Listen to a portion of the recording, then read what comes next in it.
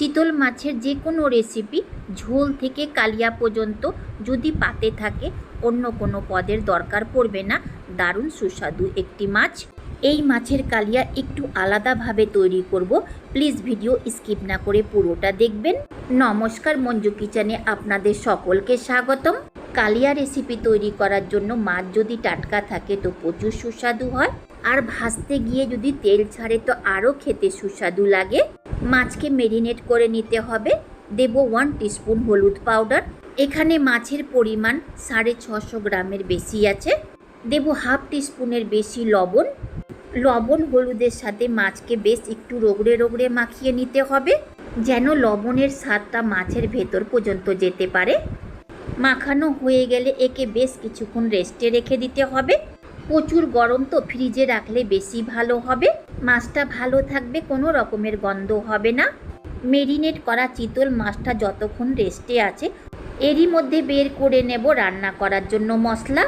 চিতল মাছের মধ্যে দেওয়ার জন্য নিয়েছি 2 ছোট সাইজের টমেটো, একদম পাকা আর দেশি টমেটো আছে, টকের পরিমাণটা এর মধ্যে একটু লাগবে। নিয়েছি একটা ছোট সাইজের পেঁয়াজ, নিয়েছি 5টা কাজু, ঝালের জন্য 4টা কাঁচা লঙ্কা। আপনি একে হালকা করে ভাপিয়ে নিয়েও বাটতে পারেন, আমি কাঁচাই বেটে নেব। আপনি যে পরিমাণ মতো মাছ নেবেন সেই পরিমাণ মতো টমেটো, পেঁয়াজ, কাঁচা লঙ্কা আর কাজু ব্যবহার করবেন। আমি একে জল ছাড়াই বেটেছি, তাই পুরোপুরি স্মুথ পেস্ট হয়নি, আপনি জল দিয়েও বাটতে পারেন। ফোড়নে দেওয়ার জন্য নিয়েছি 2 তেজপাতা, 2 শুকনো লঙ্কা, জিরা আর গোটা গরম মশলার মধ্যে লবঙ্গ, এলাচ, দারচিনি। মশলার মধ্যে নিয়েছি হাফ টিস্পুন ধনে পাউডার, হাফ টিস্পুন থেকে কম জিরা পাউডার, 1 টিস্পুন হলুদ পাউডার,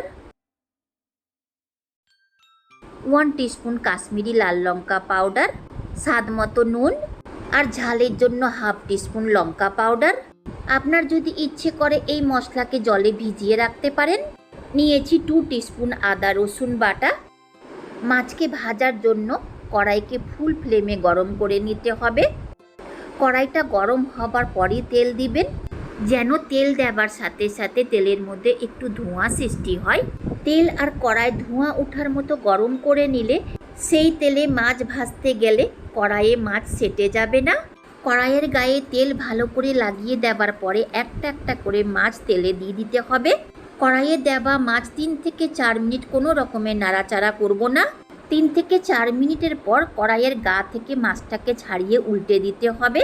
আর খুব বেশি কড়া করে এই মাছকে ভাজবেন না, এর ফ্লেভার চলে যাবে আর খেতেও শক্ত লাগবে, তাই অল্প করে ভাজলেই হবে। মিডিয়াম ফ্লেমে একইভাবে উল্টে পাল্টে 6 থেকে 7 মিনিট ভেজে নিয়েছি। ভেজে নেওয়া মাছকে বের করে নিতে হবে। মাছটা ভাজার সময় বেশ অনেকটা তেল ছেড়েছে। যেই মাছ ভাজতে গিয়ে তেল ছাড়ে সেই মাছ খেতেও প্রচুর সুস্বাদু হয়।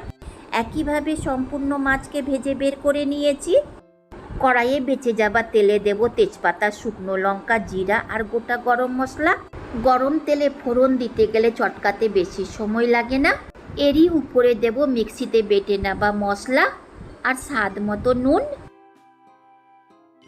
নুন দিয়ে টমেটো, পেঁয়াজ, কাঁচা লঙ্কা আর কাজু পেস্টকে ভাজতে গেলে তাড়াতাড়ি ভাজাও হবে, আর এই পেস্ট তেল থেকে আলাদা হতে খুব একটা সময় লাগবে না।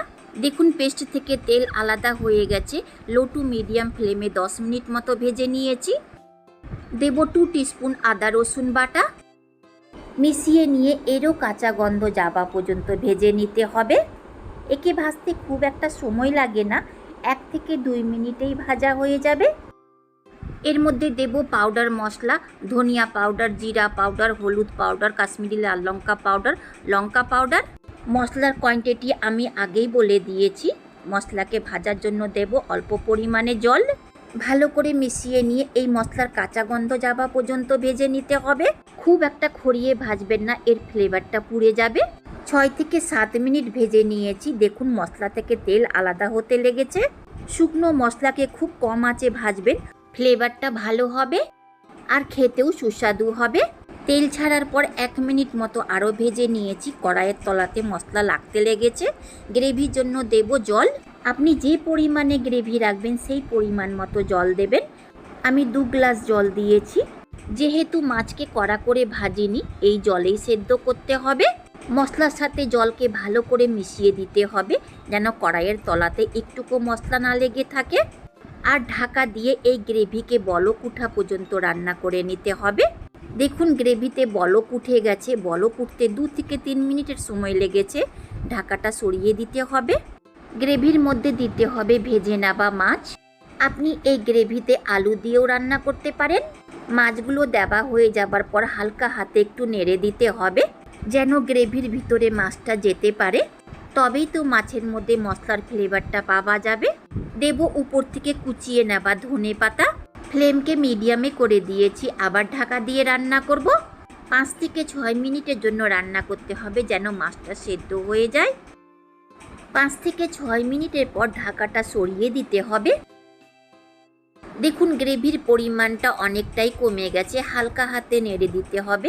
খেয়াল রাখতে হবে যেন মাছটা ভেঙে না যায়। তৈরি হয়ে গেল চিতল মাছের কালিয়া। ওভেনকে অফ করে দেব 2টো চেরা কাঁচা লঙ্কা, 1 টিস্পুন মতো ঘি। এর মধ্যে আপনি অল্প পরিমাণে চিনি দিবেন, টেস্টটাকে ব্যালেন্স করবে।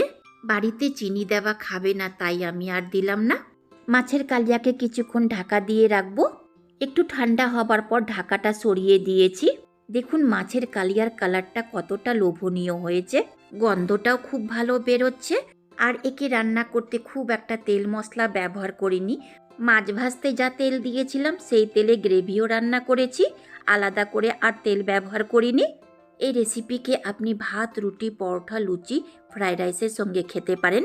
দারুণ সুস্বাদু হয়েছে। যদি পছন্দ হয়ে থাকে তো এইভাবে একবার ট্রাই করে দেখতে পারেন। মাছের কালিয়া রেসিপি যদি ভালো লেগে থাকে লাইক, শেয়ার, কমেন্ট করবেন। শেষ পর্যন্ত দেখার জন্য অনেক ধন্যবাদ।